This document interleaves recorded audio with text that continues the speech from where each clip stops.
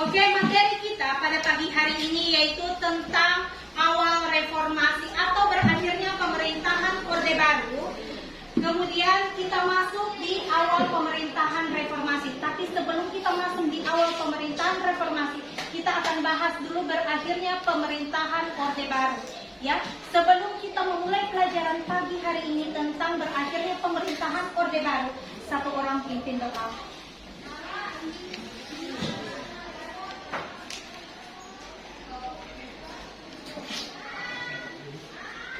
Bismillahirrahmanirrahim. Alangkah baiknya kita memulai pelajaran pada pagi hari ini. Kita berdoa sesuai keyakinan dan agama masing-masing. Doa dimulai.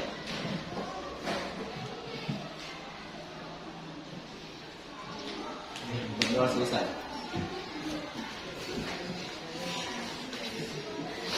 Siapa yang tidak hadir hari ini? Sebelum memulai pelajaran, vaksin dulu. Siapa yang tidak hadir hari ini? Satu orang saja. Sakit. Oke, Insinyur Soekarno yang di sana? Masih ingat? Oke, siapa? Kemudian kalau Orde Baru siapa? Oke, Presiden? Kini kita materi kita pada pagi hari ini yaitu berakhirnya pemerintahan Orde Baru atau berakhirnya pemerintahan Presiden Soeharto. Ya, sebelum memulai mata pelajaran kita hari ini, itu akan membuat satu lagu di mana agar ini mengantuk. Ya, kemudian ini kayak sedang mengantuk. Oke, menyanyikan bersama-sama ya.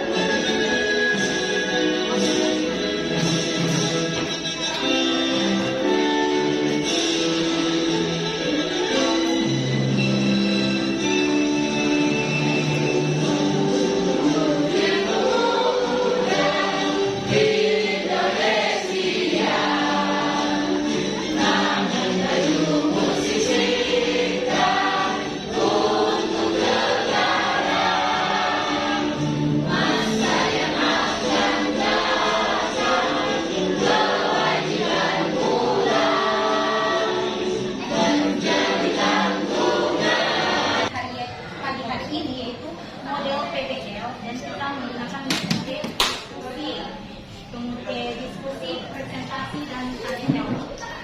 Oke, lanjut dari situ kita masuk di kegiatan ini. Lihat ya, video pembelajaran yang akan diputar. Kemerosotan. Situasi ini mendorong Presiden Soeharto meminta bantuan dari International Monetary Fund atau IMF.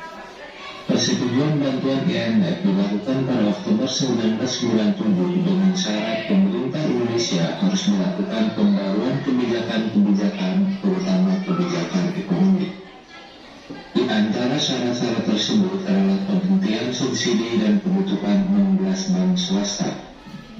Nilai tukar rupiah yang berada di posisi 4.000 per US dollar pada Oktober terus melemah menjadi sekitar 17.000 per US dollar pada bulan Januari 1998. Kondisi ini berdampak pada jatuhnya bursa saham Jakarta, bangkrutnya perusahaan-perusahaan besar di Indonesia, yang menyebabkan terjadinya pemutusan hubungan kerja atau PHK secara besar-besaran. Kondisi ini membuat Presiden Soeharto menerima proposal reformasi IMF pada tanggal 15 Januari 1998 dengan ditandatanganinya Letter of Intent atau nota kesepakatan antara Presiden Soeharto dan Direktur Pelaksana IMF Michel Camdesius. Bulan-bulan awal 1998 di sejumlah kota terjadi kerusuhan anti-Cina. Kelompok ini menjadi sasaran kemarahan masyarakat karena mereka mendominasi perekonomian di Indonesia. Krisis ini pun semakin menjalar dalam 29 Mei 1997. Golkar memperoleh suara 74,5%. Atas Trisakti pun menyebut demonstrasi yang lebih besar. Pada tanggal 13 Mei 1998 terjadi kerusuhan, pembakaran, dan penjarahan di Jakarta dan Kondisi ini memaksa Presiden Soeharto mempercepat kepulangannya dari Mesir.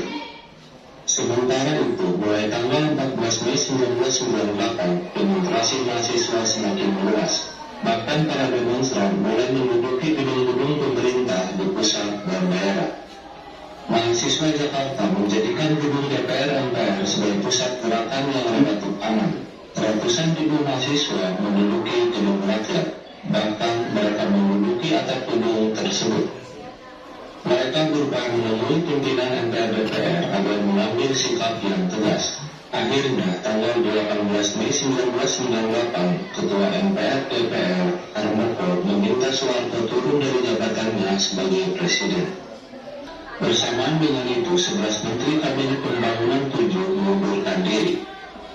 Presiden Soeharto akhirnya membacakan pernyataan pengunduran diri pada tanggal 21 Mei 1998 di Istana Negara, Jakarta. Soeharto mengundurkan diri dari jabatan Presiden yang telah dipegang selama 32 tahun, kemudian digantikan oleh B.J. Habibie.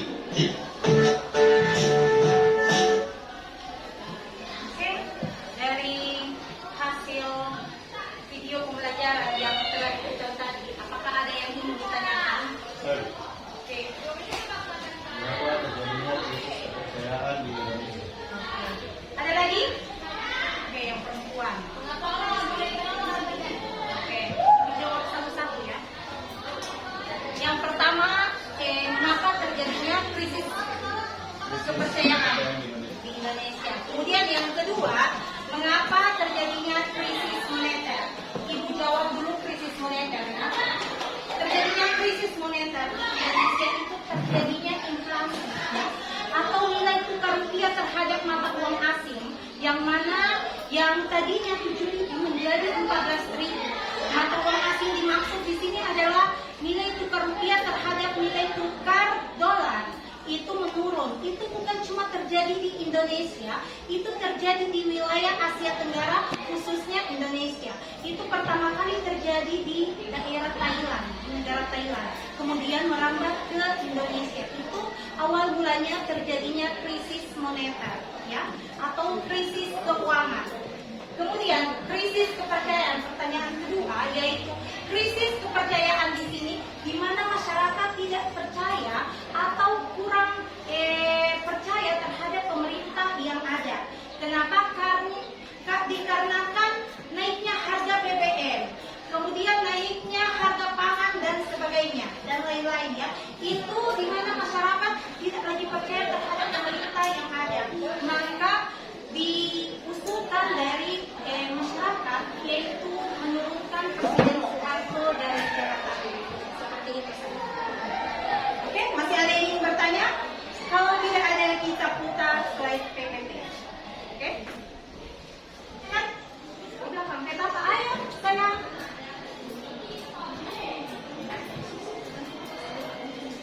Ada yang ingin ditanyakan? Ya, pun ayah. Apa? Ada? Ada krisis kepercayaan.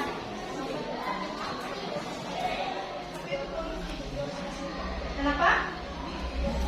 Oke, ada lagi? Oh, sorry.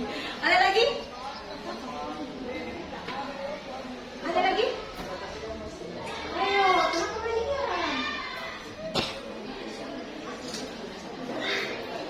Ada?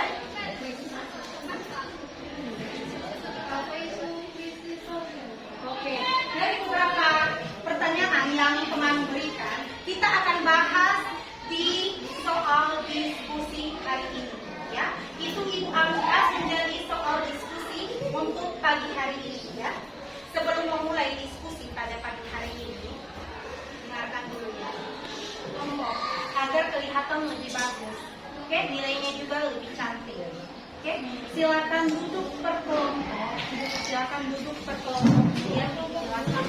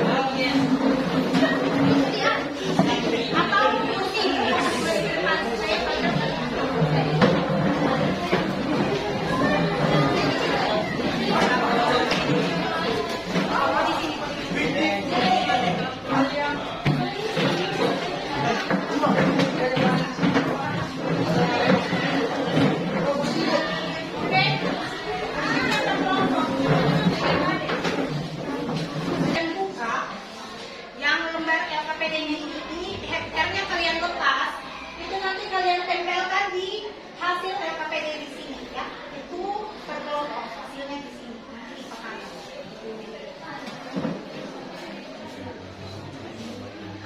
Bagikan dulu bahan ajar ya, Mai.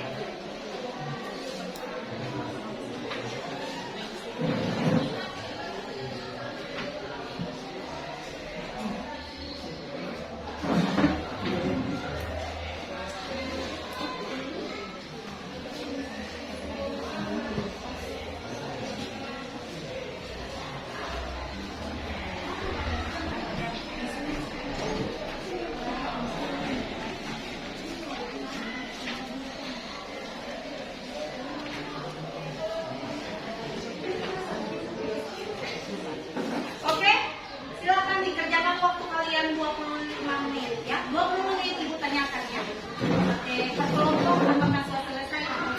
Silakan.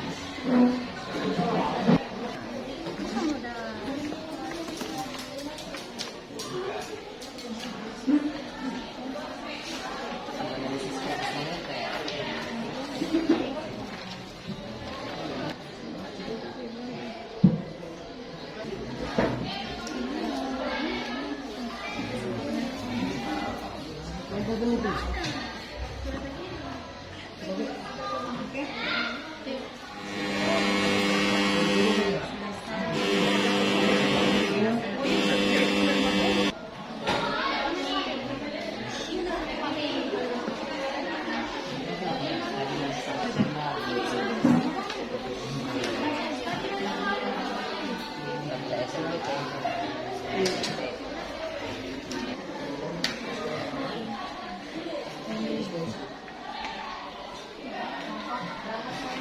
Kelompok 1. Kelompok 1.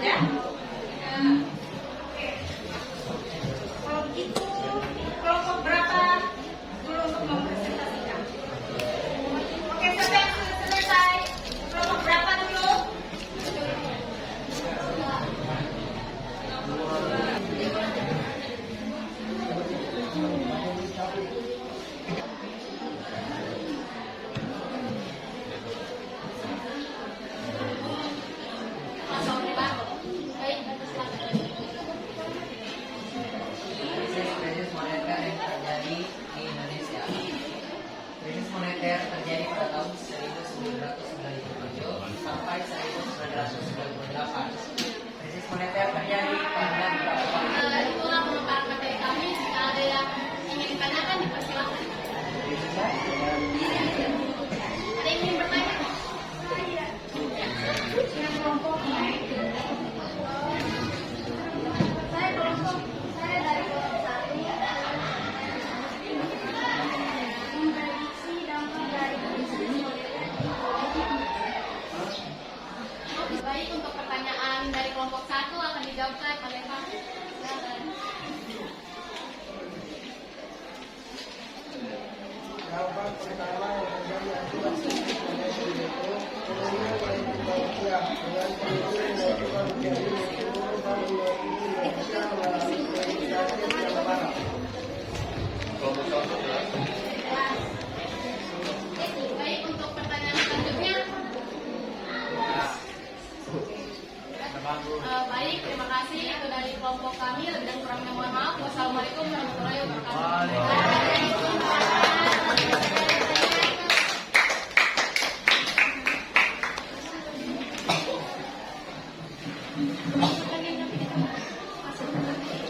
Lanjut kelompok berapa? Kelompok 3. Oke, silakan.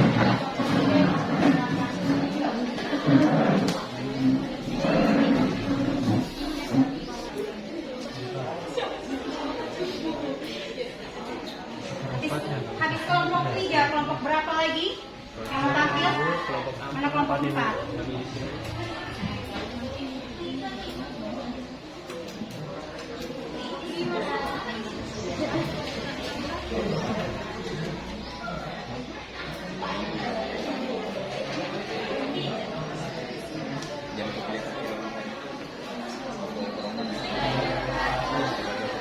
Kami dari kelompok 3 melaporkan hasil dari diskusi kami. Politik yang terjadi di Indonesia pada awal reformasi. Krisis politik di Indonesia kompleks, salah satunya adalah ketidakstabilan ekonomi yang memicu ketidakpuasan masyarakat. Sementara itu, pemerintahan tidak dari politik ketidakpastian terkait bangunan dan investasi. Dari itulah hasil dari pembelajaran hasil kerja kami mengenai materi krisis politik yang terjadi di Indonesia pada masa reformasi. Apakah ada yang ingin ditanyakan?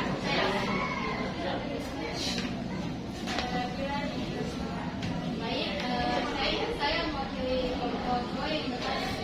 Mengapa tuntutan reformasi politik dan demokrasi menjadi salah satu pemicu utama krisis politik pada masa akhir Orde Baru? Pertanyaan dari Kira dijawab oleh Tuntutan untuk reformasi politik dan demokrasi mencerminkan aspirasi masyarakat untuk pemerintah yang lebih. Baiklah, saya kami tutup. Sekian dan terima kasih. Lebih dan kurangnya mohon maaf. Wassalamualaikum warahmatullahi wabarakatuh. Waalaikumsalam.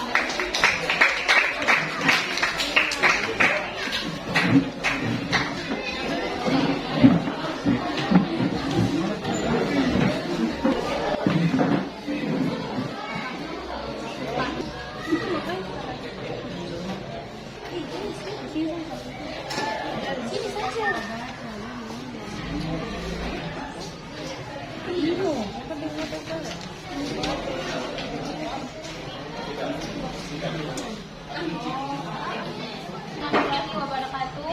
Waalaikumsalam warahmatullahi wabarakatuh. Baik, kami dari kelompok 1 akan mempresentasikan hasil diskusi kami kepada Andi. Kami silakan.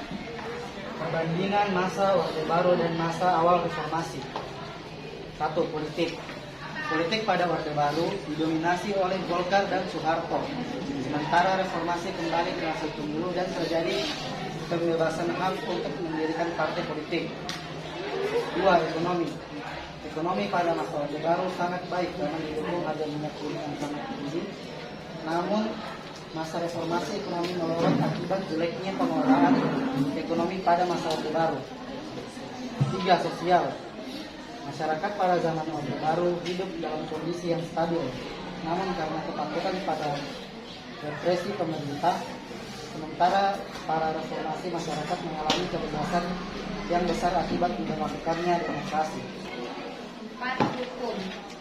Banyak ketidakadilan yang terjadi dalam pelaksanaan hukum pada masa pemerintahan Orde Baru, sementara Orde Reformasi dilakukan tindak istimewa MPR untuk merombak besar-besaran terhadap sistem hukum dan undang-undang. Peristiwa penting apa saja yang terjadi pada masa awal reformasi?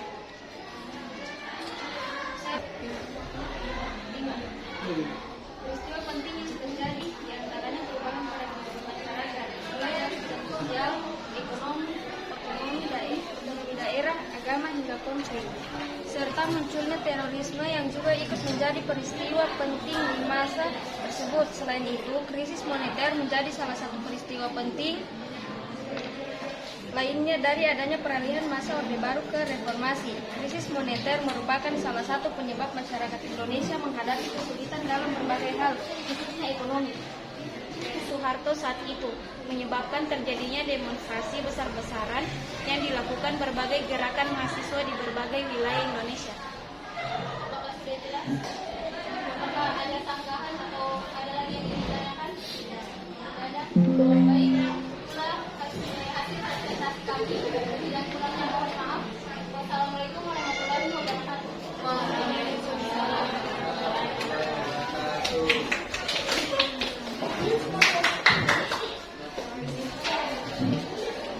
Adapun kesimpulan dari presentasi hari ini yaitu kerusuhan 1998 diawali dengan krisis finansial Asia yang dipicu oleh tragedi Trisakti, di mana 4 mahasiswa Universitas Trisakti ditembak pada saat itu ya.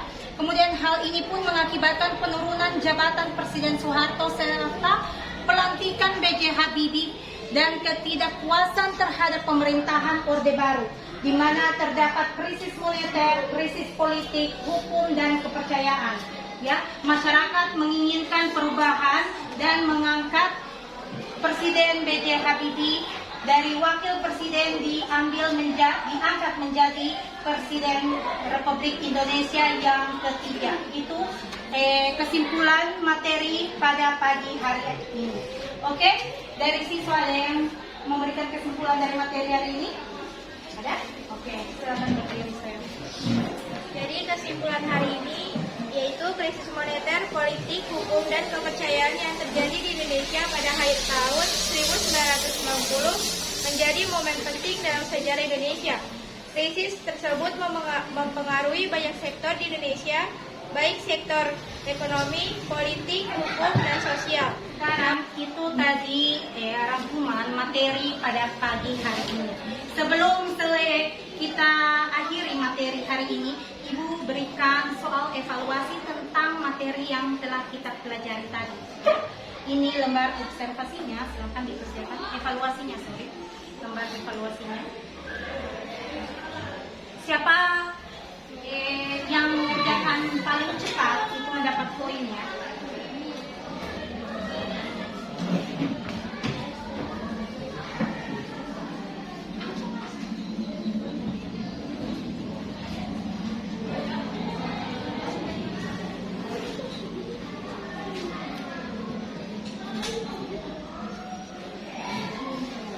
Oke, siapa yang paling cepat yang sudah selesai berikan poin.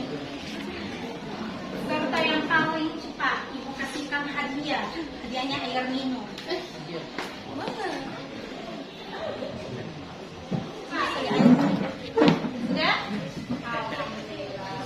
Sudah. Jangan lupa tulis namamu, Nek. Ini siapa?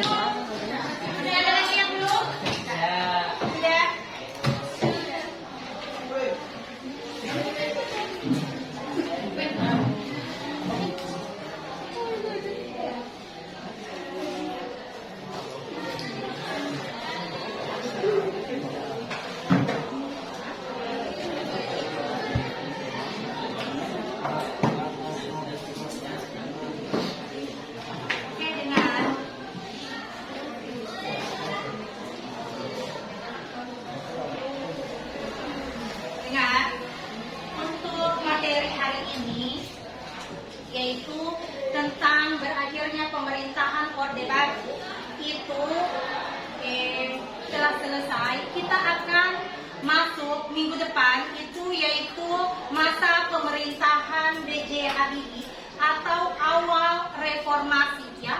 Awal pemerintahan reformasi. Kalau ditanya pemerintahan reformasi sampai saat ini reformasi. Tapi awal pemerintahan reformasi itu dimulai di Presiden B.J. Habibie, itu kita bahas di minggu depan ya. Satu orang pimpin doa sebelum kita akhiri materi pada hari ini. Oke, satu orang pimpin doa.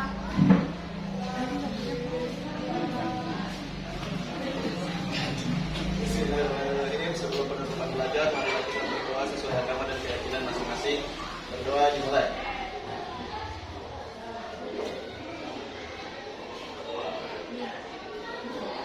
Doa selesai.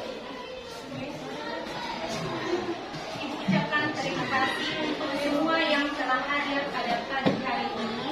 Insya Allah kita ketemu lagi minggu depan dengan materi yaitu pemerintahan B.J. Habibie, yaitu atau awal pemerintahan reformasi yang terjadi di Indonesia. Adapun kesalahan atau kekurangan yang telah Ibu lakukan pada pagi hari ini itu datang dari Ibu sendiri. Adapun kelebihan yaitu datangnya dari Allah. Ibu akhiri, wabillahi taufiq wal hidayah. Wassalamualaikum warahmatullahi wabarakatuh. Waalaikumsalam warahmatullahi wabarakatuh.